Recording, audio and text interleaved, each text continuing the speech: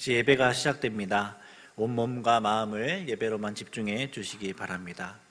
다 함께 묵도하심으로 주일 낮 예배를 하나님께 드리겠습니다.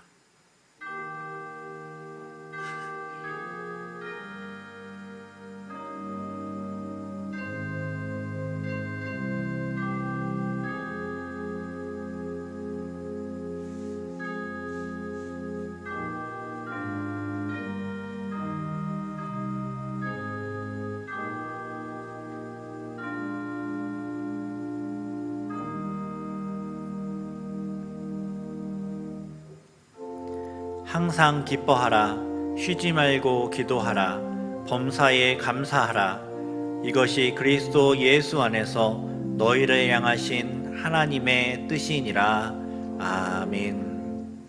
하늘에 계신 우리 아버지여, 이름이 거룩히 여김을 받으시오며 나라의 임하옵시며 뜻이 하늘에서 이룬 것 같이 땅에서도 이루어지이다. 오늘날 우리에게 일용할 양식을 주옵시고 우리가 우리에게 죄 지은 자를 사하여 준 것 같이 우리 죄를 사하여 주옵시고 우리를 시험에 들게 하지 마옵시고 다만 악에서 구하옵소서. 대개 나라와 권세와 영광이 아버지께 영원히 있사옵나이다. 아멘.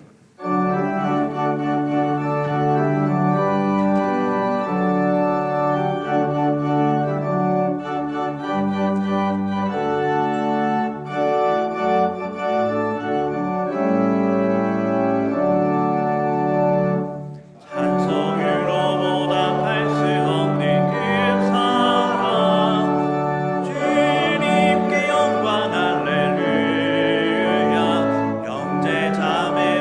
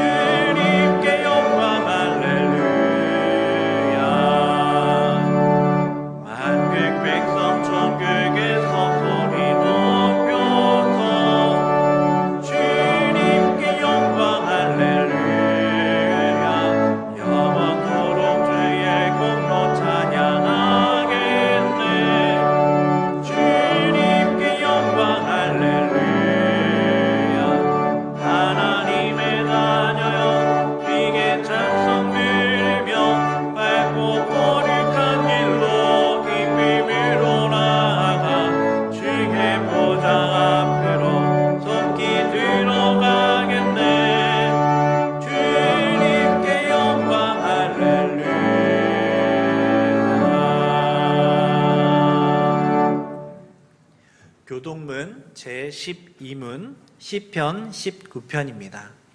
제12문을 함께 교독하겠습니다. 하늘이 하나님의 영광을 선포하고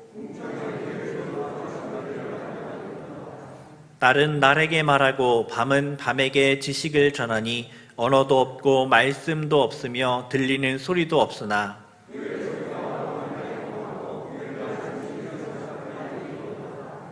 여호와의 율법은 완전하여 영혼을 소성시키며 여호와의 교훈은 정직하여 마음을 기쁘게 하고 여호와를 경외하는 도는 정결하여 영원까지 이르고 금 곧 많은 순금보다 더 사모할 것이며 꿀과 송이꿀보다 더 달도다. 아멘. 전능하사 천지를 만드신 하나님 아버지를 내가 믿사오며 그 외아들 우리 주 예수 그리스도를 믿사오니 이는 성령으로 잉태하사 동정녀 마리아에게 나시고 본디오 빌라도에게 고난을 받으사 십자가에 못 박혀 죽으시고 장사한 지 사흘 만에 죽은 자 가운데서 다시 살아나시며 하늘에 오르사 전능하신 하나님 우편에 앉아 계시다가 저리로서 산자와 죽은 자를 심판하러 오시리라. 성령을 믿사오며 거룩한 공예와 성도가 서로 교통하는 것과 죄를 사하여 주시는 것과 몸이 다시 사는 것과 영원히 사는 것을 믿사옵나이다. 아멘.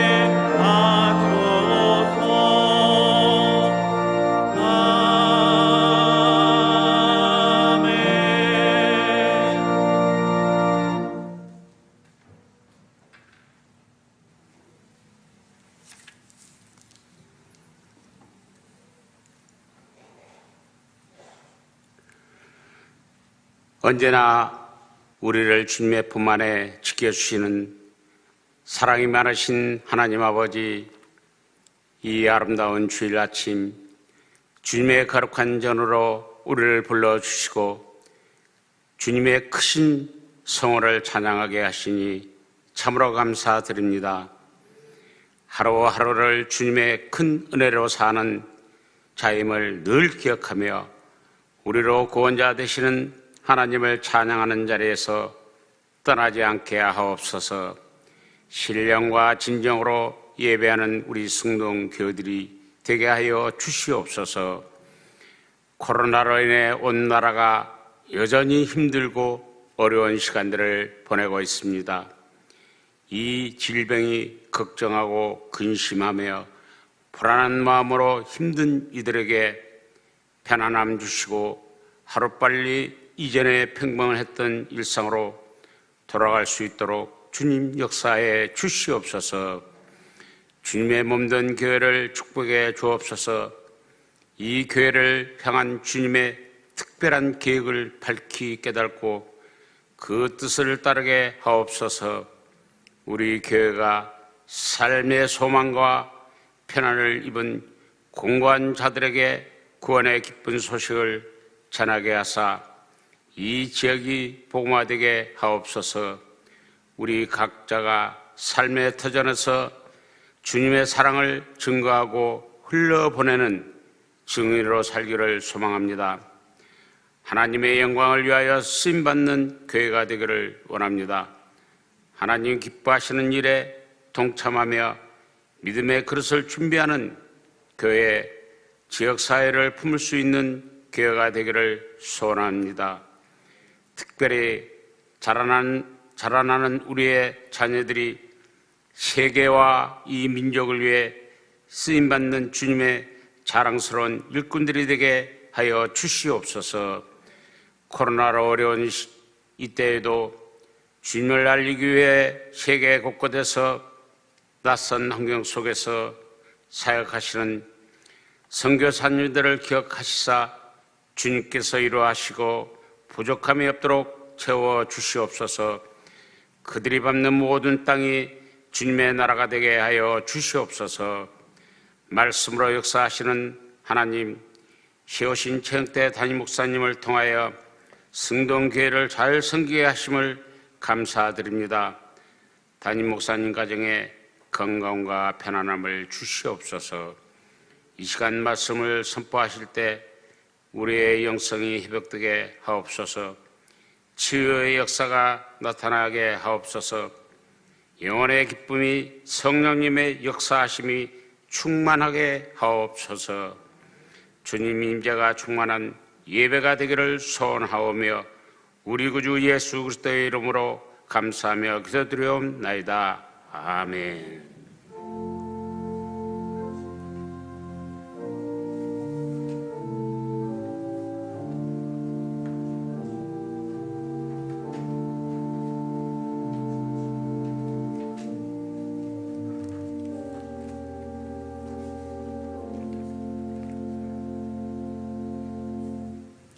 성경을 봉독하겠습니다. 하나님의 말씀은 데살로니가전서 5장 1절에서 8절까지입니다. 데살로니가전서 5장 1절에서 8절까지의 말씀을 제가 봉독하겠습니다. 형제들아, 때와 시기에 관하여는 너희에게 쓸 것이 없음은 주의 날이 밤에 도둑같이 이를 줄을 너희 자신이 자세히 알기 때문이라. 그들이 평안하다 안전하다 할 그때에 임신한 여자에게 해산의 고통이 이름과 같이 멸망이 갑자기 그들에게 이르리니 결코 피하지 못하리라. 형제들아, 너희는 어둠에 있지 아니하매 그날이 도둑같이 너희에게 임하지 못하리니 너희는 다 빛의 아들이요 낮의 아들이라. 우리가 밤이나 어둠에 속하지 아니하나니 그러므로 우리는 다른 이들과 같이 자지 말고 오직 깨어 정신을 차릴지라. 자는 자들은 밤에 자고 취하는 자들은 밤에 취하되 우리는 낮에 속하였으니 정신을 차리고 믿음과 사랑의 호심경을 붙이고 구원의 소망의 투구를 쓰자. 아멘. 이제 특송으로 하나님께 영광을 돌리겠습니다. 이어서 자지 말고 깨어 정신을 차리라는 제목으로 담임 목사님의 말씀 선포가 있겠습니다. 많은 은혜 받으시기 바랍니다.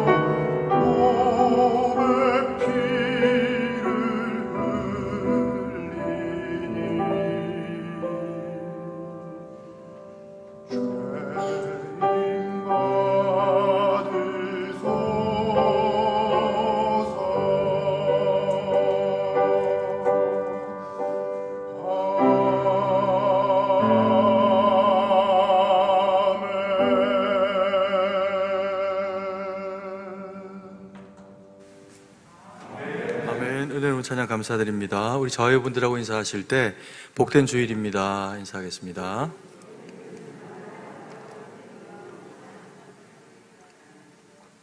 우리 한 번 더 인사를 드릴 텐데요. 우리 가정에서 예배 드리시는 성도님들과 또 우리 예배당에서 예배를 드리시고 계시는 성도님들 함께 한번 인사했으면 좋겠습니다. 화면 한번 좀 비춰주시고요.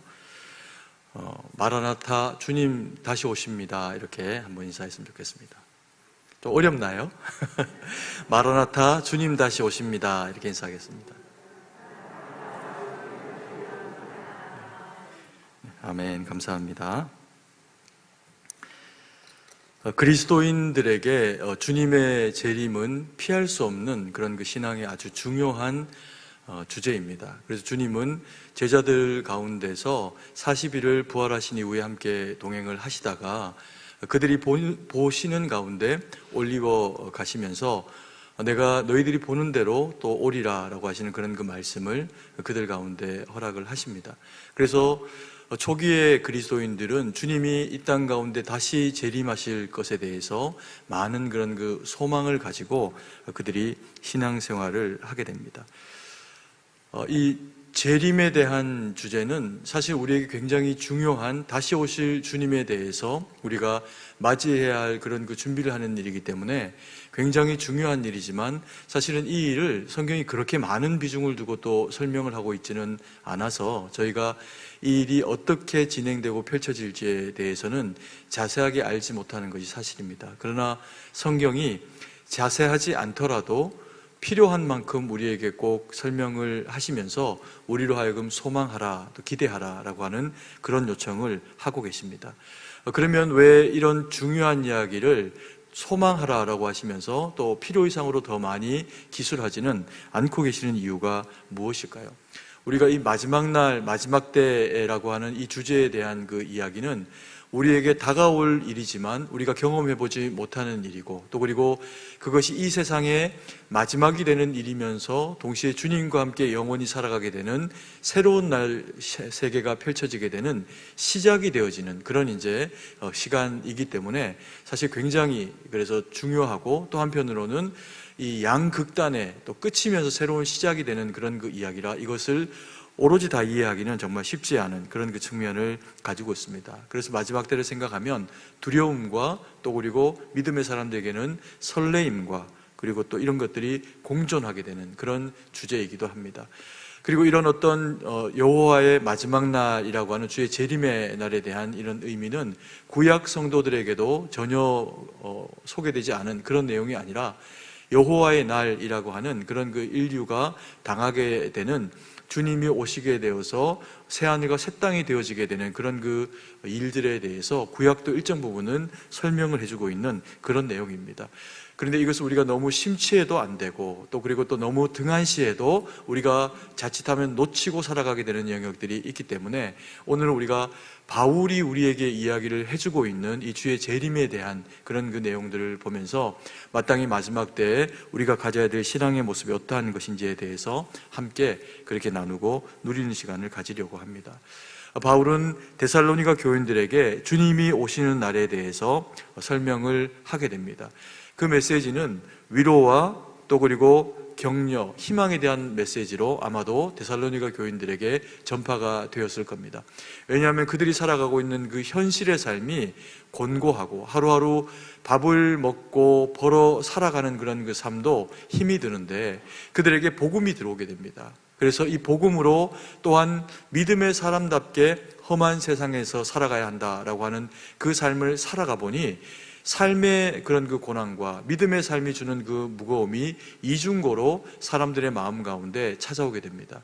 그러면서 바울은 일정 부분 그들에게 소망하여 살아가라. 지금 우리가 살아가는 이 세상의 삶이 모든 것은 아니다라고 하는 것에 대해서 이야기를 하면서 말씀하신 주님이 말씀하셨으니 주님은 곧 오시리라라고 하는 그 메시지를 당시에 믿음의 사람들에게 선포를 하게 됩니다. 그러니까 힘들고 어려운 그런 그 상황들을 대하는 사람들의 마음 가운데 소망이라고 하는 것이 생기게 되는 거죠. 그러면서 주님이 곧 오셨으면 좋겠다라고 하는 주의 날이 사람들에게 환희 가운데로 다가와지는 측면들을 가지게 됩니다.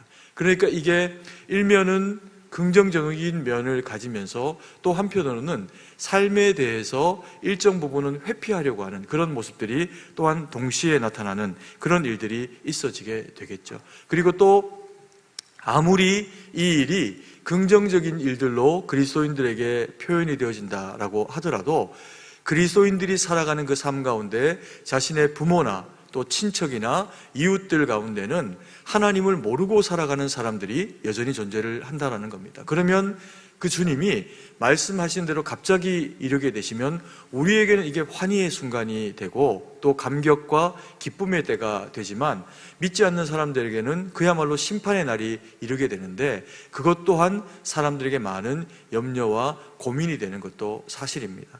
그래서 바울이 이런 부분들에 대해서 이야기를 해주면서 주님의 재림의 날이 가지고 있는 성경적인 가치에서의 그 의미가 무엇인지, 그리고 너희는 이것을 어떻게 준비하고 있어야 되는지, 필요이상으로 들뜨지도 혹은 그것을 두려워함으로도 준비하지 않도록 하기 위해 가지고 그러면 어떻게 너희가 이때를 준비하고 살아가야 하는지에 대해서 그들에게 설명해 주고 있는 측면을 보게 됩니다.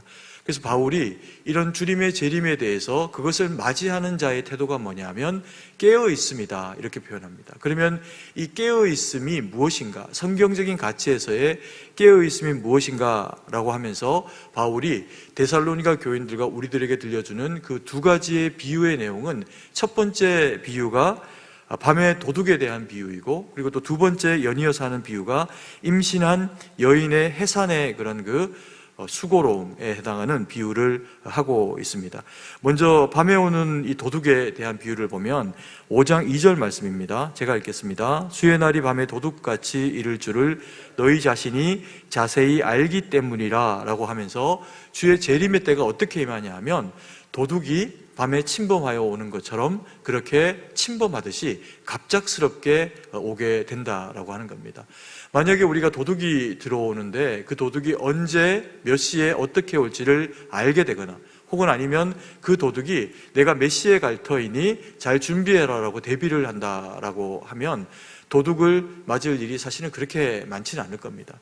그 부분에 대해서 잘 준비를 하고, 그리고 또 언제 오겠다라고 만약에 통보가 있으면 경찰에게 내 집을 좀 보호해달라라고 요청을 하거나 자식들을 깨워가지고 몽둥이 하나씩 들고 준비하게 하면서 도둑 맞지 않을 준비를 철저히 할 거기 때문에 도둑이 맞지를 않을 겁니다. 그런데 성경에서 주의 재림의 때가 밤에 오는 도적같이 이르게 된다라고 하는 것은 이 도둑은 언제 온다라고 하는 예고가 없이 온다라는 겁니다. 그리고는 이르게 되면 어떤 일이 생기냐? 반드시 피해가 발생을 하게 된다는 거죠. 사람이 상할 수도 있고 또 틀림없이 물건이 없어지면서 그동안에 애지중지 모아왔던 금액이나 귀중품들이 사라지게 되는 그런 상황들이 이 도적으로 인해서 발생을 할 수가 있다라고 하는 겁니다.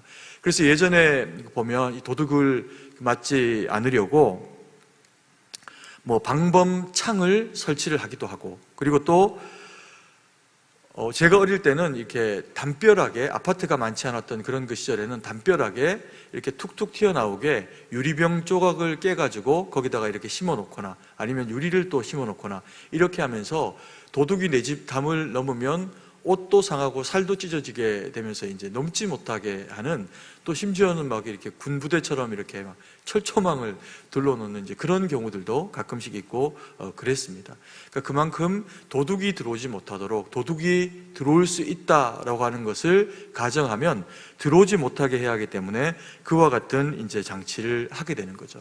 그런데 바울이 이야기하고 있는 이 밤에 찾아오게 되는 도적의 비유가 주의 재림을 설명하는 것에 적합한 면도 있지만 또 한편으로는 부족한 면이 있습니다. 어떤 면이냐면 밤에 도둑이 들어오게 될 때 이 도둑은 언제든 들어올 수 있다라고 하는 것에 대해서는 충분히 잘 설명을 하고 있습니다. 그리고 준비하지 않으면 그것이 인생의 불행이 된다라고 하는 측면도 설명을 해줍니다.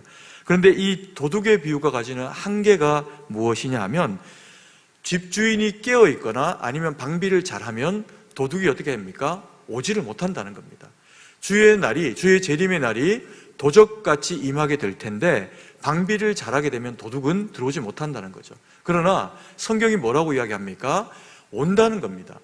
주의 재림의 때는 올 수도 있고 안 올 수도 있고, 너희가 깨어있어서 준비를 잘하면 안 오시고, 그런 문제가 아니고 반드시 주님의 재림의 날은 온다는 겁니다. 그러니까 도둑의 비유가 주님이 임재하실 것에 대해서 철저하게 준비하라, 그리고 그것이 너희들에게 해가 되지 않도록 준비하라 라고 하는 측면에서는 이게 굉장히 유익한 비유의 그런 그 측면을 가지고 있습니다. 우리가 깨어 있어야 하겠구나 라고 하는 것에 대해서 이거보다 더 잘 설명해 주는 비유는 있기가 어렵다는 거죠. 그럼에도 불구하고 반드시 오시는 주님에 대해서 설명하지 못하는 부분들이 있기 때문에 바울이 재차 이 비유와 함께 하나 더 추가로 해주는 비유가 뭐냐 하면, 임신한 여인이 가지는 해산의 그 수고로움이 가지는 이 재림에 대한 비유의 내용입니다. 5장 3절의 말씀을 제가 읽어드리면요, 그들이 평안하다 안전하다 할 그때에 임신한 여자에게 해산의 고통이 이름과 같이 멸망이 갑자기 그들에게 이르리라. 결코 피하지 못하리라. 도둑의 비유가 재림이 반드시 온다라고 하는 것을 설명하지 못한다라고 하면, 해산하는 여인의 수고로움에 해당하는 이 비유는 어떤 여인이 되었든지 간에 임신을 하게 되면, 아이를 그 태중에 가지게 되면 조기 출산을 해서 심지어는 8달이거나 9달이거나 이런 일이 있을 수는 있거나, 혹은 10달을 조금 지나가지고 아이가 태어나게 되는 그런 경우는 있어도, 아이를 가졌다고 하면 아이는 어떻게 한다? 반드시 엄마의 몸 밖으로 나오게 된다라고 하는 것에 대한 이제 설명을 이제 재림과 함께 비유해서 하고 있는 것을 보여줍니다. 그러면서 우리가 그리스도인이고, 우리가 그리스도인으로서 주님을 믿으면 주님이 다시 오신다라고 하시는 말씀을 우리에게 약속으로 분명히 하셨으니, 그 약속을 받은 자들에게는 기다려라, 주님의 재림은 반드시 어떠하다? 있다라고 하는 것을 이야기를 하는 겁니다. 그러면서 이 해산하는 여인의 비유가 가지는 또 하나의 장점, 그리고 또 밤의 도적의 비유와 다른 측면이 뭐냐 하면, 밤의 도적의 비유는요 상당히 부정적입니다. 이것을 막아내지 못하면, 깨어있지 못하면 어떻게 됩니까? 도적을 당하게 되고 불행이 찾아오게 됩니다. 그러니까 예수님을 믿지 않는 상태에서 주님이 내 마음의 구주로 영접되지 못한 상황에서 만약에 주님의 재림이 있다라고 하면 나는 구원받지 못한다는 거죠. 이게 얼마나 큰 불행입니까? 그러면서 이 땅을 사는 사람들의 삶은 호흡이 있는 동안만, 길면 82호 혹은 100세 정도의 시간을 우리 인생들이 보내게 되는데, 영원히 사는 사람은 없다는 겁니다. 영원히 살 것처럼 살아도, 아무리 건강해도 절대로 영원히 살 수는 없다는 겁니다. 그러면 우리의 인생의 마지막 그 밤이 오는데, 그 밤이 올 때 그 밤을 개인의 종말로 예수님을 맞이하더라도, 예수님을 맞이해야, 예수님을 마음의 구주로 영접해야 하나님이 우리를 천국 문 앞에서 내가 너를 왜 나의 이 천국에 들여보내 줘야 하니? 라고 물으실 때, 저는 예수님을 믿는 주님의 자녀입니다, 저를 아시잖아요. 이렇게 고백하는 신앙의 고백을 통해 갖고 천국 문이 열리고 하나님 나라로 들어간다는 겁니다. 그런데 예수님을 믿지 못하고 준비되어 있지 않으면 이 고백을 할 수가 없다는 거죠. 이게 너무나 쉬운 얘기지만 입이 떨어지지 않으면, 알지 못하면 할 수 없는 일이라 이게 굉장히 두려운 일이라는 겁니다. 그래서 믿음으로 밤에 도적같이 찾아올 주의 재림을 준비하면서 예수 그리스도를 영접하고 주의 말씀과 뜻 가운데 서라라고 하는 것이 깨어있음이 가지는 한 중요한 측면이라는 겁니다. 그러면서 동시에 해산하는 여인이 가지고 있는 이 비유는 뭐냐면요, 힘들죠. 믿음으로 살아가는 것 어렵습니다. 그 마음에 믿음이 생기고 태중에 아이가 생기면 이게 쉬운 일만 아니라 몸이 점점 무거워지고, 또 만삭이 되면 이쪽에서 저쪽으로 혼자 돌아 눕는 것도 쉽지가 않아집니다. 얼마나 불편한지 모릅니다. 그런 와중에 아빠가 퇴근하고 들어오면 반갑다고 얘가 발로 찹니다. 얼마나 힘들고 고통스럽겠습니까? 그런데 이것이 가지고 있는 또 다른 의미는 뭐냐면, 이 아이가 뱃속에서만 있는 게 아니라 나와서 우리에게 기쁨도 주고 재롱도 부리고 그리고 또 우리를 위해서 함께 살아가줄 자녀로 태어나게 된다는 거죠. 그래서 해산하는 여인의 비유가 가지고 있는 주의 재림이 가지고 있는 긍정적인 메시지는 뭐냐면요, 반드시 오신다. 주님은 반드시 오신다. 그 얘기하고 동시에 그것은 우리에게 무엇이 될 것이다? 기쁨이 될 것이다. 감격이 될 것이다. 그 인생의 세상에서의 마지막이라고 하는 종말은 우리에게 주님과 함께 살아가는 주님으로 말미암는 주님 아니고서는 도무지 줄 수 없는 영원한 나라의 그 소망과 기쁨이 주님의 다시 오심과 함께 우리 가운데 이루어진다는 겁니다. 심지어 바울이 지지난주에 설명했던 그 내용에 보면요, 데살로니가 교인들이 고민합니다. 먼저 잠자리에 들어간, 그러니까 영원한 죽음 가운데로, 잠 가운데로 들어간 성도들은 어떻게 하냐? 그들이 먼저 주님과 함께 무덤 가운데서 일어날 거란 겁니다. 주님이 오시기 전에 우리가 만약에 이 세상을 떠난다고 하더라도 이후에 우리의 후손 때에 주님이 재림을 하시고 우리는 이미 하나님의 품에 안겨 있으면 우리가 먼저 주의 부활을 경험하며 그리고 그때 주님을 맞이하게 될 사람들과 함께 거룩한 연합이 하나님의 나라 가운데서 이루어진다는 거죠. 그러니까 우리에게는 심판이 아니고 뭐라는 겁니까? 이것이 영원한 나라의 주의 통치 가운데로 들어가는 기쁨의 순간이 된다는 겁니다. 그래서 이 여인의 비유를 통해서, 해산하는 여인의 비유를 통해서 들려주는 이런 재림의 메시지는 끝이 있지만, 이게 두려움일 수도 있지만 우리에게는 감사와 감격과 기쁨의 순간이다 라고 하는 것을 우리로 하여금 알게 합니다. 그러면서 우리에게 기대하라 라고 하는 그런 메시지를 주는 거죠. 그리고 바울이 또 이 깨어있음에 대해서 설명해 주는 내용 중에는요, 이것이 중요한 것은 상태와 시기에 대한 문제를 우리는 자꾸 인식하는 경향이 있습니다. 언제 오실지, 그리고 또 이것을 우리가 어떻게 깨어서 맞아야 할지. 근데 성경은, 바울은 그렇게 이야기를 하고 있지를 않고 그것은 때와 시는 하나님께 속한 거죠. 성부 하나님께 속한 거라 주님도 이야기를 안 해주십니다. 그러면 성경이 이야기를 하고 있는 이 깨어있음에 대해서 중요한 것은 뭔가? 시기는 깨어있어서 맞이해야 될 뿐 우리가 알 수는 없답니다. 그러면 중요한 게 뭐냐면 그 깨어있음을 그럼에도 불구하고 유지를 하고 살아가야 되는데 깨어있음의 본질은 정체성의 문제라는 겁니다. 어떤 정체성이요? 우리가 누구라는 겁니까? 그리스도 예수의 사람, 그리스도인이라고 하는 이 거룩한 정체성 자체가 주님의 다시 오심을 준비하는 깨어있음의 가장 중요한 근거라는 겁니다. 5장 5절 말씀과 6절 말씀인데 제가 읽어드리겠습니다. 너희는 다 빛의 아들이요 낮의 아들이라. 우리가 밤이나 어둠에 속하지 아니하나니 그러므로 우리는 다른 이들과 같이 자지 말고 오직 깨어 정신을 차릴지라. 오늘 본문에 해당하는 제목입니다. 오늘 본문의 제목이 약간은 좀 딱딱하고 과격하죠. 자지 말고 깨어 정신을 어떻게 해라? 차려라! 이렇게 이야기합니다. 근데 이게 제 이야기가 아니고 성경의 말씀이니까 성도님들이 이해해 주셔야 됩니다.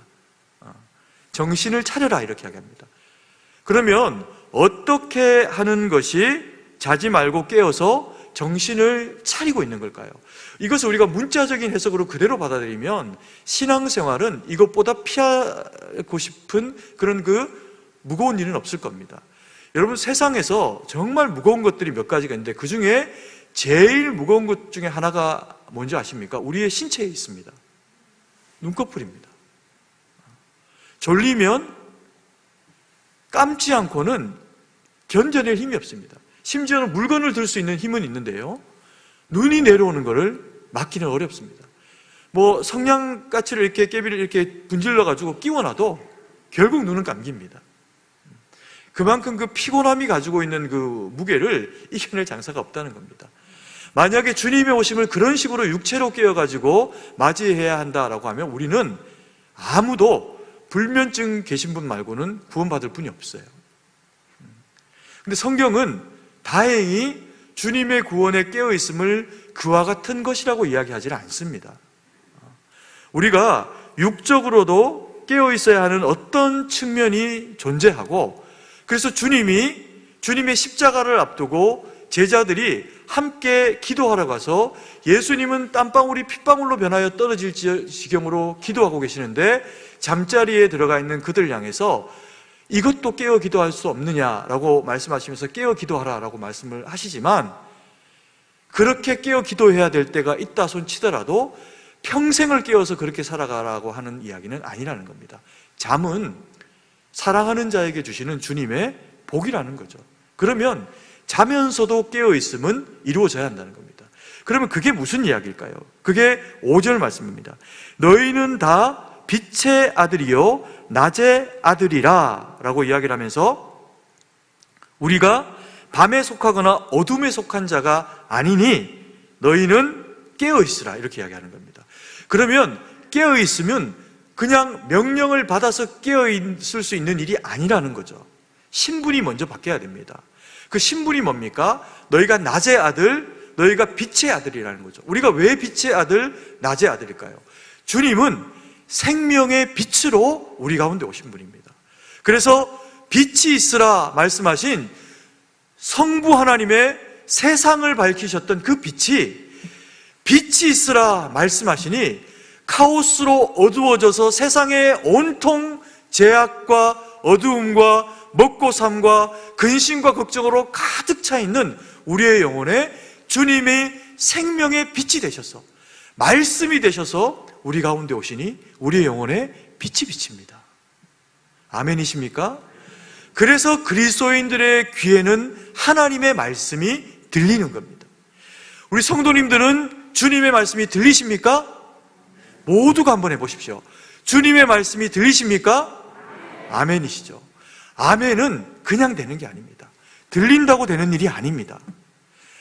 들려도요, 거절하면 아니, 동의 못하겠는데요? 우리는 충분히 할 수 있습니다.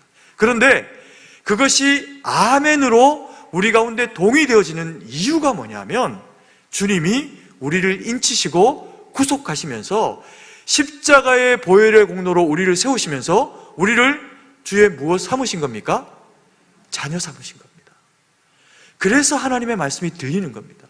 심지어는 예배당에 와 있는 것도 내 발로 온 것 같지만요, 하나님의 강권적인 은혜의 역사로 몰려와서 우리는 사실은 예배드리고 앉아 있는 겁니다.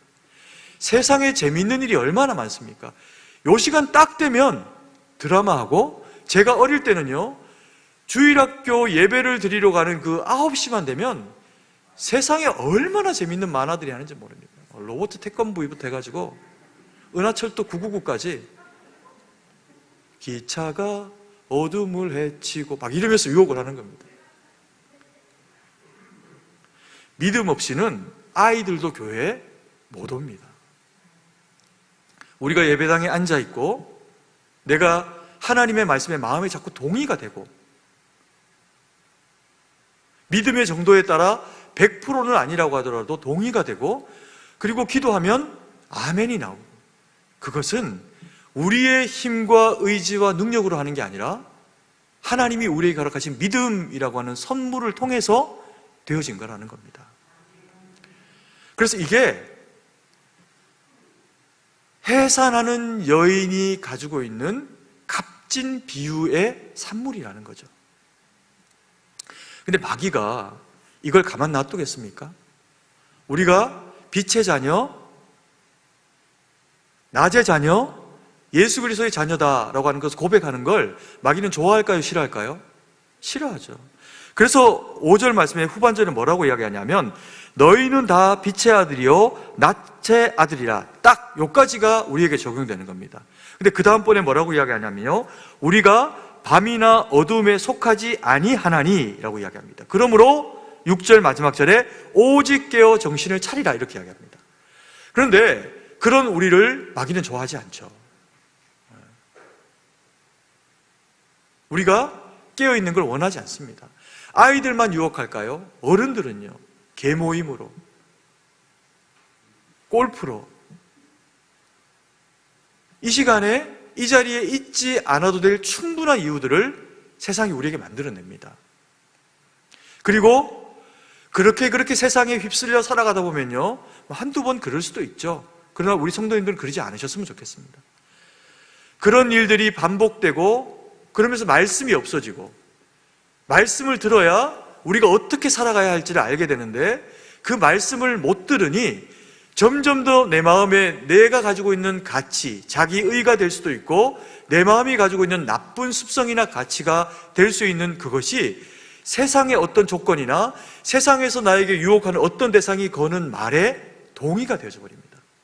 그러면서 악을 함께 꾀하게 되기도 하고, 이 정도는 이렇게 생각하기도 하고, 실제로 누군가에게 불이익을 끼치면서 그리스도인이면 그렇게 하면 안 되는데도 불구하고 자기의 유익을 따라서 남을 해롭게 하는 일에 동참되어지기도 합니다. 그러면 우리 마음 가운데 마귀가 속삭입니다. 네가 어둠에 속했지. 넌 그리스도인 아니야. 교회 나간다고 다 그리스도인이니? 넌 그리스도인 아니야. 자꾸만 오직 그리스도의 피로 말미암아 되어졌기 때문에 나도 더 이상 되물릴 수 없게 되어진 나의 그리스도인 됨을 마귀는 자꾸 회방하고 없던 일로 하라고 자꾸만 지워버리는 일을 우리 마음 가운데서 하게 됩니다. 이게 장기간 방치가 되어지면 깨어있지 못한 상태가 되고, 내가 이러고서도 그리스도인인가 라고 하는 회의가 우리 가운데 찾아오게 되죠. 그래서 주님은 그것조차도 우리를 위해서 십자가를 지시고 피를 흘리셨으므로 그런 마음 들 때, 또 그런 생각과 행위가 찾아올 때 회개하고 주님 앞에 다시 서야 한다는 겁니다. 우리가 죄 짓고 회개하고 죄 짓고 회개하고 반복하면 되니까 죄 지어도 된다, 그런 얘기가 아닙니다. 더 깨어서 그리스도인 다움으로 하나님 앞에 바로 서라는 겁니다. 그러면서 세 번째 바울이 권면해주고 있는 이 권면의 내용은 뭐냐면, 우리의 이 정체성, 이것을 낙심하지 말고 믿음으로 지켜내며 살아가야 하는데, 그러기 위해 가지고 깨어있음이 되어지기 위해 가지고 주님이 우리 가운데 세워놓으신 장치가 있다는 겁니다. 그 장치가 뭐냐? 그게 무엇인지를 함께 우리가 바라보는 시간 갖도록 하겠습니다. 이 말씀은 좀 중요하니까요. 5장 8절 말씀입니다. 같이 읽겠습니다. 우리는 낮에 속하였으니 정신을 차리고 믿음과 사랑의 호심경을 붙이고 구원의 소망의 투구를 쓰라. 여기에 보면 쉽게 말하면 우리는 낮에 속하였으니 정신을 차리고 믿음, 사랑, 소망 가운데 깨어있으라, 이렇게 이야기하면 됩니다. 그렇죠? 바울이 중요하게 생각하는 가치의 핵심은 믿음, 소망, 사랑이라는 거지 않습니까? 그래서 다시 한번 말씀 띄워주시고요. 우리는 낮에 속하였으니 정신을 차리고 무엇을? 믿음과 사랑의 호경심을 붙이고 구원의 무엇을? 소망의 투구를 쓰자, 이렇게 이야기합니다. 그러니까 믿음과 사랑과 소망만 지키면 되는 겁니다. 근데 바울이 뭐라고 이야기를 하냐면, 그렇게 낮에 속하여 정신을 차리기 위해 가지고 믿음과 사랑에 무엇을 붙이고 호경심을 붙이랍니다. 이게 무슨 얘기일까요? 호심경. 죄송합니다. 감사합니다. 수정해 주셔가지고. 호심경을, 그런데 그렇게 이야기해도 다 알아들으시네요. 호심경을 마음에 새기라는 겁니다.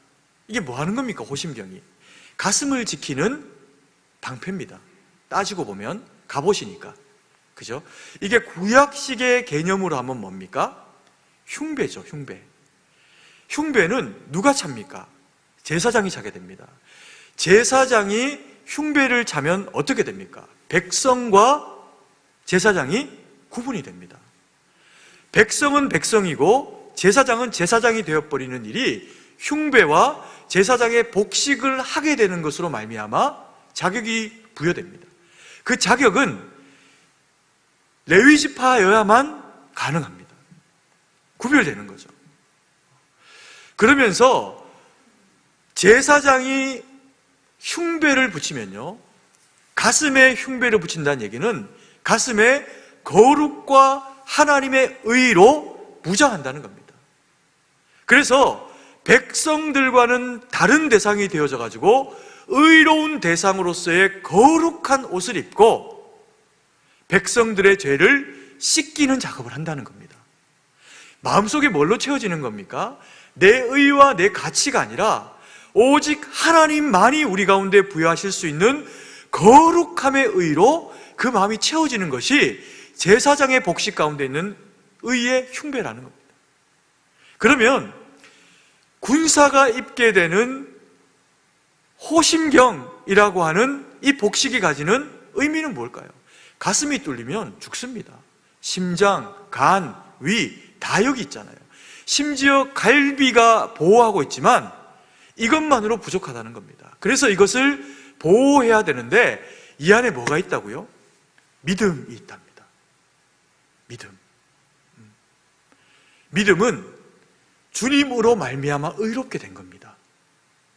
그런데 바울은 구약식의 개념으로 제사장이 의식을 위해서 입는 복식으로서의 옷을 이야기하고 있지 않고 전쟁에 나가는 장수가 생명을 유지하고 지키기 위해 가지고 가장 기본되는 단위로 중요한 것이 무엇이다? 가슴이다. 여기에 믿음을 지니고 있다. 이 믿음은 의로운 것이다. 그 의는 우리로 말미암아 되어진 것이 아니라 그리스도께서 우리를 위해 피 흘리심으로 되어진 주의 의로우심을 믿음을 따라 의롭게 되어진 의라는 겁니다. 그래서 오직 의인은 무엇으로 삽니까? 믿음으로 삽니다. 우리는 믿음으로 사는 겁니다. 믿음의 사람에게 믿음이 있는 것, 사는 길인 거죠. 주님 오셔도 그것 때문에 산다는 겁니다. 주님 오셨는데 믿음 없습니다. 영원한 형벌 가운데 들어가는 거랍니다. 이게 얼마나 두렵고 무서운 일입니까? 사람은 100년을 살 수 있습니다. 영원히 살 수 없습니다. 그러나 생각해 보십시오. 우리가 아이 때나 우리가 나이가 들어서 60이 되고 70이 되고 80이 되고 90이 되어도 경우에 따라서는 건강이 유지되면요, 내 이마에는 주름살이 생기고 머리는 휘어지는데 내 영혼은 주름살이 생기지 않습니다. 우리의 영혼이 얼마나 멀쩡합니까? 썩지 않습니다. 우리의 영혼, 우리의 하나님이 우리에게 허락하신 영혼의 생명은 썩지 않는다는 겁니다. 썩지 않으면 두 가지 길밖에 없습니다. 예수를 믿지 않아 영원한 영벌 가운데로 들어가거나 꺼지지 않는 불 속에서 고통 가운데 살아가거나. 왜요? 우리는 아무리 의로워도 돌아보십시오. 다 죄인입니다. 저도 얼마나 많은 악함과 어리석음이 제 안에 내재되어 있는지 모릅니다. 그런데 우리의 영혼이 우리를 구원하신 예수 그리스도의 그 보혈의 공로로 주님을 믿음으로 말미암아 씻김 받은 영혼을 가지고 있으니까 주님 오셔도 두렵지 않습니다. 울어도 슬픔의 눈물이 아닙니다. 감격과 기쁨과 환희의 눈물이죠. 여러분, 이 자리에 예배 드리시는 우리 성도님들은 다 예수님 분명히 믿으시는 분들이니까 확인할 필요는 없지만, 그럼에도 불구하고 예수를 아직 믿은 지 얼마 되지 않으신 분, 아내 따라 교회 나오신 분, 교회의 문화가 아직 익숙하지 않으신 분, 나사렛 예수의 이름으로 구원받은 택한 자녀 되시기를 소망합니다. 다른 길이 없답니다. 그 믿음의 의를 우리의 마음에 거룩의 흉배로 붙이고 거룩의 호심경으로 붙이고 지켜내라는 거죠. 그리고 또 하나의 호심경을 마음에 차랍니다. 뭡니까? 사랑의 호심경입니다. 이게 굉장히 중요합니다. 믿음의 의로 말미암아 우리에게 호심경이 하나 생기면요, 똑같은 한꺼풀을 더 입히는데 여기에 사랑의 호심경을 입히랍니다. 이게 뭘까요? 기독교에서, 그리스도 교회에서, 혹은 세상의 모든 안 믿는 사람들까지도 다 통틀어서 가장 중요한 가치 하나를 들라라고 하면 믿든 안 믿든 다 뭐라고 이야기할까요? 사랑을 이야기하죠. 그보다 더 큰 가치는 없습니다. 죽음도 싸매버리고 죄도 싸매버려서 생명으로 옮기는 게 사랑이거든요. 그래서 사랑의 호심경을 마음에 가지라는 겁니다. 그럼 이 사랑의 호심경이 어떤 겁니까? 첫 번째로는 하나님을 향한 사랑입니다. 이걸 잊어버리면 큰일 나죠. 이건 뺏겨서도 되는 게 아닙니다. 믿음은 선물입니다. 그 믿음의 선물이 우리 가운데 생기고 나니까 누구를 사랑하게 됩니까? 하나님을 사랑하게 됩니다. 마음을 다하고 뜻을 다하고 무엇을 다해서? 힘을 다해서 주 너의 하나님을 어떻게 하라? 사랑하라. 그게 성도의 책임이라는 겁니다. 책무라는 거예요. 그래서 하나님을 그와 같이 사랑하는 겁니다. 그러면 하나님만 사랑하고 내 이웃들은 사랑하지 말라? 아니요, 그건 착각입니다. 자칫하면요, 그래서 이웃을 사랑하지 않는 건 자기 연민과 자기 사랑에 빠져 있는 겁니다. 하나님의 사랑으로 충만한 사람은 또 하나의 사랑으로 충만하고 싶은 마음이 들끓게 되어 있습니다. 그게 뭘까요? 이웃을 누구처럼? 내 몸과 같이 사랑하는 겁니다. 우리가 제일 사랑하는 건 하나님하고 나거든요. 나처럼 사랑하라는 겁니다. 그러니 얼마나 사랑하라는 겁니까? 하나님을 사랑하는 것이 가지는 유익이 뭐냐면요, 하나님을 사랑해 보십시오. 내가 하나님께 사랑받는 자이구나 라고 하는 것을 알게 됩니다. 그러면요, 내 안에 확신이 생깁니다. 뭘? 나는 주님께 택함 받은 자이구나. 구원의 확신이 생깁니다. 그리고 그건 누구도 흔들 수가 없습니다. 그런데요, 그것이 세상 사람들이 나를 그리스도인이구나 라고 바라보게 만들어주는 장치는 될까요? 되지 않을까요? 되지 않습니다. 근데 때로는 안팎에서 다 확신이 주어질 때가 필요합니다. 왜요? 우리 안에 있는 믿음이 연약해질 때가 있거든요. 병들고 아프고 상하고 막 이러면 우리가 약해질 때가 있습니다. 그런데 그때 나에게 사랑을 받은 사람이 힘들어하고 있는 나를 돌아봅니다. 그러면 찾아와서 격려할까요? 하지 않을까요? 격려하죠. 기도해 줄까요? 해주지 않을까요? 기도해 줍니다. 아무개님, 힘을 내십시오. 당신은 하나님의 사람입니다. 우리가 누군가에게 선을 행하고 누군가에게 사랑을 흘려보내는 도구로 쓰임받고, 그래서 때로는 가난한 사람에게 밥을 사주기도 하고 돈을 주기도 하고 선을 베푸는 그와 같은 과정들을 통해 가지고 사람들이요, 우리가 예수 믿는 사람이기 때문에 그와 같은 일을 하는 것을 알면 그들은 뭐라고 생각할까요? 저분은 정말 그리스도인이다. 반대로 행동하면 저 사람은 나는 확신해서 내가 나를 볼 때는 그리스도인인데 나를 통해서 불이익이 당한 사람은 절대로 내가 그리스도인이라고 확신하지 않습니다. 저 사람은 겉으로만 신자야. 이렇게 생각을 하게 되겠죠. 그래서 우리는 안팎으로 다 그리스도인됨에 대한 확증을 가지고 살아가야 되는데, 그것을 이루어주는 방편이 뭐냐면요, 사랑이라는 겁니다.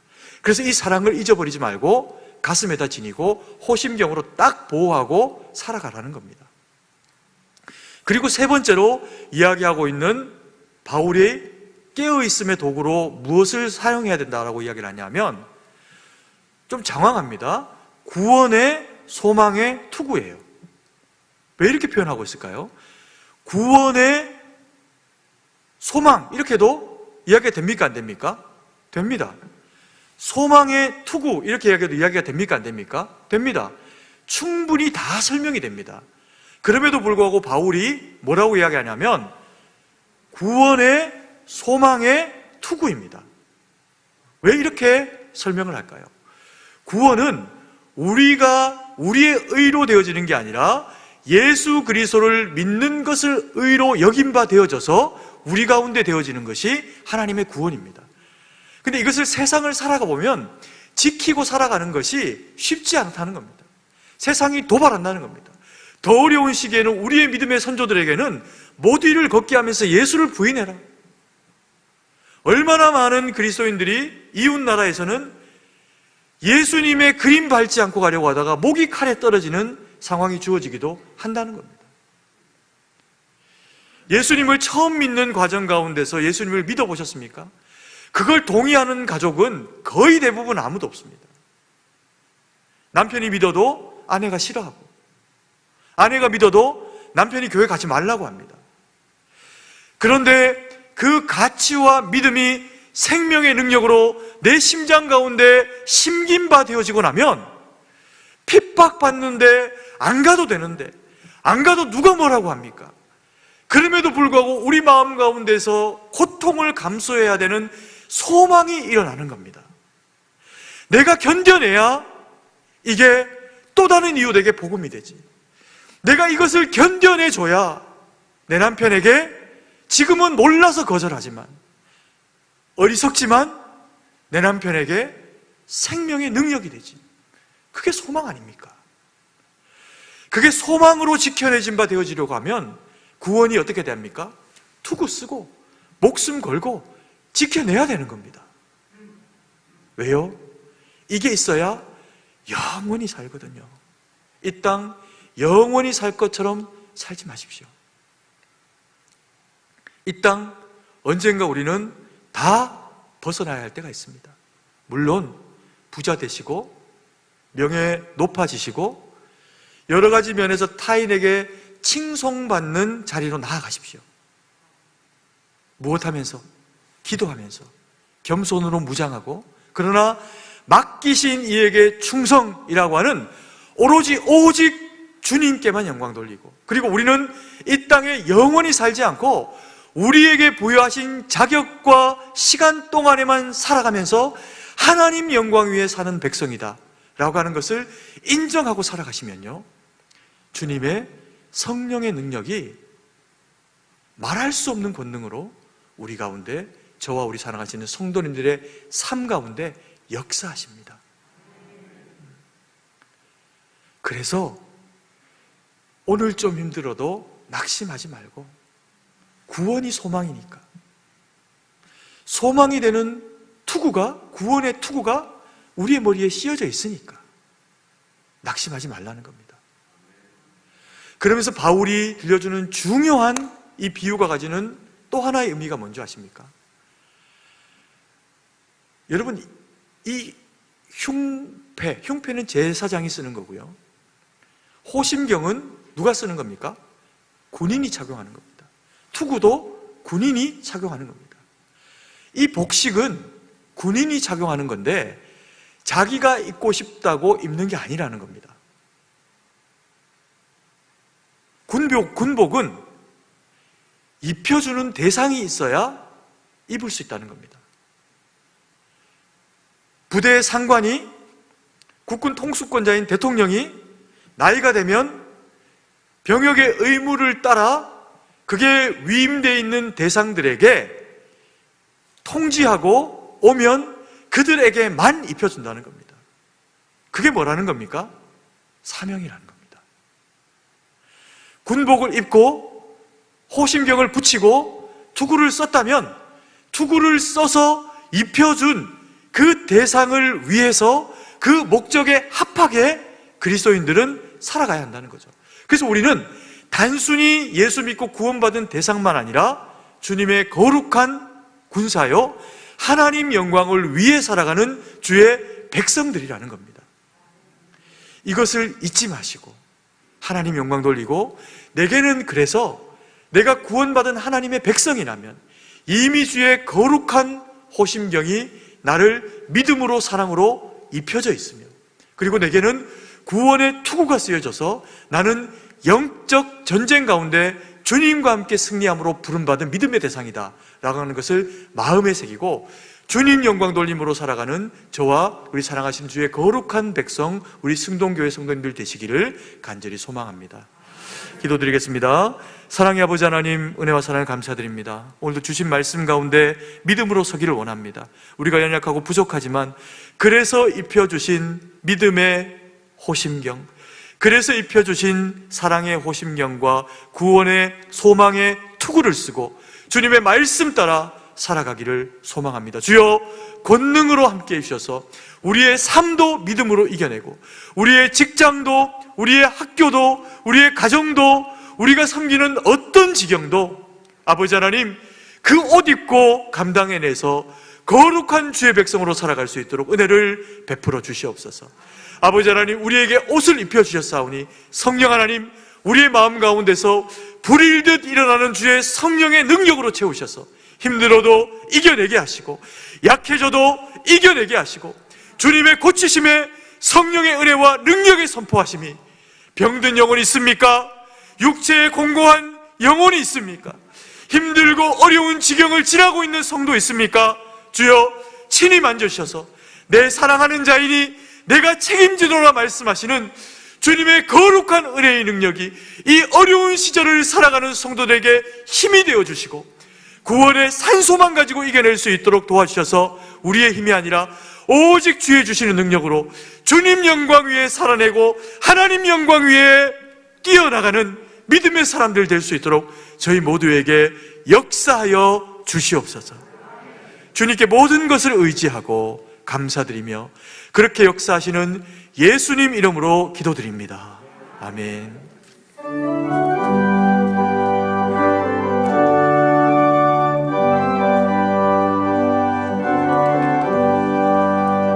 배산을 넘어 험곡에 가고 빛 가운데로 걸어가며 주께서 항상 지키시기로 약속한 말씀 변치 않네. 하늘의 영광 하늘의 영광 나의 맘속에 차고도 넘쳐 할렐루야를 힘차게 불러 영원히 주를 찬양하리. 캄캄한 밤에 다닐지라도 주께서 나의 길 되시고 나에게 밝은 빛을 지니 길 잃어버릴 염려 없네.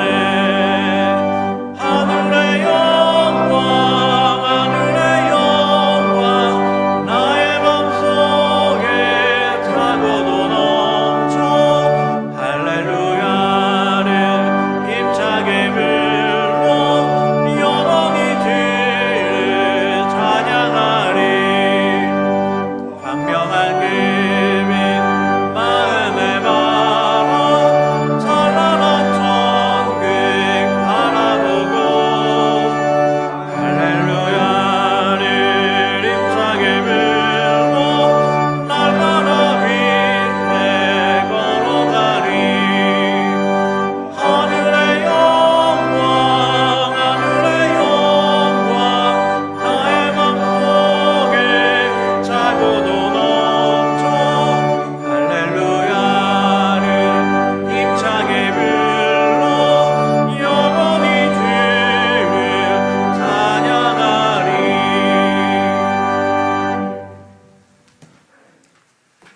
사랑은혜와 풍사신 아버지 하나님, 은혜와 사랑을 감사드립니다. 저희를 주의 귀한 택한 자녀 삼으시고 귀한 예물 하나님 앞에 올려드리게 하시니 감사드립니다. 이 예물이 쓰이는 곳에 주의 영광만 드러나도록 은혜를 베풀어 주시옵소서. 아버지 하나님, 주의 사랑하시는 거룩한 백성들을 지키고 보호하여 주셔서 하나님 이 땅을 살아가는 동안에 그 모든 필요 가운데 주님 응답하시고 육체적으로도 영적으로도 주의 공급하심 가운데 있도록 하나님 은혜를 베풀어 주시옵소서. 이 나라의 백성 가운데 함께하여 주시고 어려운 시절들을 지나고 있습니다. 코로나와 경제적인 또 정치와 아버지 하나님 문화와 안보와 치안 그 모든 영역 가운데 주의 도우심 없이는 아버지 하나님 보호받을 수 없는 그런 그 위중한 상황 가운데 있습니다. 주여, 주님의 돌보심으로 함께하여 주셔서 믿음의 사람들을 세우시고 저들이 높은 위치에 있건 낮은 자의 위치에 있건 아버지 하나님 빛되고 소금된 역할 거룩으로 감당할 수 있도록 도우셔서 세상이 부패하고 어둠이 창궐하게 되는 것을 막아내는 역할에 주의 백성들, 그 역할들 감당할 수 있도록 은혜를 베풀어 주시옵소서. 하나님, 그래서 이 나라가 여전히 빛되고 소금된 역할 가운데 하나님 주의 뜻하신 가운데 보호되며, 그리고 하나님이 소망을 두고 주의 오실 때까지 사용하시고야만은 참으로 복된 나라 되도록 은혜를 베풀어 주시옵소서. 세계 열방에 흩어져 복음 전하는 많은 선교사님들이 있습니다. 저들의 아버지 하나님, 그 지경과 가정과 섬김 가운데 함께 해주셔서 아버지 하나님, 그 섬김이 복음의 능력이 되어져서 하나님, 많은 영혼들이 주께로 돌아오는 일에 헌신되도록, 쓰임되도록 역사하여 주시옵소서. 하나님, 이 자리에 정말 아버지 사모하나 이 자리에 함께하지 못한 주의 거룩한 백성들이 있습니다. 저들을 긍휼히 여기시고 동일한 말씀과 성령의 능력으로 채우셔서 병들어 병실에서 아버지 하나님, 혹 연약하여 가정 가운데서 하나님 상황과 직장을 따라 혹은 학업과 군을 따라 아버지 여러 모양으로 하나님 흩어져 예배 가운데 있는 주의 거룩한 백성들을 기억하시고 동일한 성령의 은혜와 능력으로 함께 하셔서 아버지 하나님 말씀하시고 성령 하나님 위로하여 주시옵소서. 하나님, 바르고 온화없기는 상한 세대를 살아갑니다. 심령이 상하고 삶이 상하고 관계가 상하고 깨어진 상황 가운데 살아가는 아버지 하나님, 그런 혹이라도 우리 승동의 권속들이 있다면 주님께서 불쌍히 여기시고 찾아가 주셔서 마음도 몸도 고치시고 상황 가운데 역사하셔서 오직 살아계신 하나님만 하실 수 있는 그 능력으로 우리의 모든 연약함 가운데 역사하셔서 치유하시고 회복하시고 영광받아 주시옵소서. 주님께 모든 것을 의지하고 감사드리며 살아계신 주 예수님 이름으로 기도드립니다. 아멘.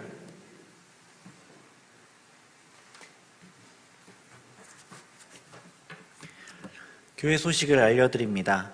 코로나19로 인한 사회적 거리두기 방침에 따라 조정된 예배는 지난주와 동일합니다. 자세한 내용은 주보를 참조해 주시고 추후 변경사항이 있는 경우에는 홈페이지 및 문자로 공지하겠습니다. 승동교회 100일 성경통독이 3월 8일 월요일부터 시작되어 7월 1일 목요일까지 진행 중에 있습니다. 제작한 성경통독 영상이 월요일부터 토요일까지 오전 10시에 순동교회 유튜브에 게시되어 오니 영상을 함께 보시면서 통독을 이어가시기 바랍니다. 게시된 영상은 삭제되지 않고 계속 게시됩니다. 2021년 상반기 신앙성장을 위한 성경 공부를 매주 목요일마다 온라인으로 진행합니다. 강의 영상은 매주 목요일 오전 11시에 순동교회 유튜브에 게시됩니다. 강의 안은 홈페이지 자유 게시판에 게시되고 지난 영상도 언제든지 시청 가능합니다. 이번 주는 학계 스가리아입니다. 경기 노회 안내입니다. 제196회 정기회가 4월 13일 화요일 오전 9시 30분부터 석관중앙교회당에서 있습니다. 노회가 하나님의 은혜 가운데 마치도록 기도해 주시기 바랍니다. 나머지 교회 소식은 주보를 참조해 주시기 바랍니다. 다 함께 일어나서 찬송가 1장을 찬양하시고 축도로 예배를 마치겠습니다.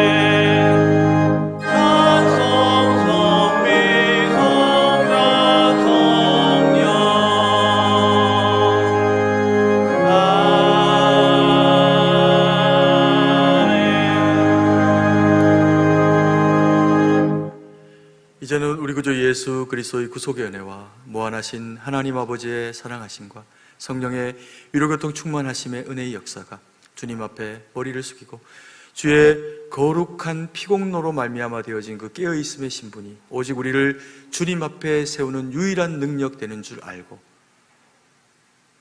믿음의 호심경으로 사랑의 호심경으로 구원의 투구 쓰고 소망의 투구로 하나님 영광 돌리며 살아가기로 다짐하며 결정하는 주의 거룩한 백성들 머리머리 위에 이제부터 영원토록 함께 계실지어다. 아멘.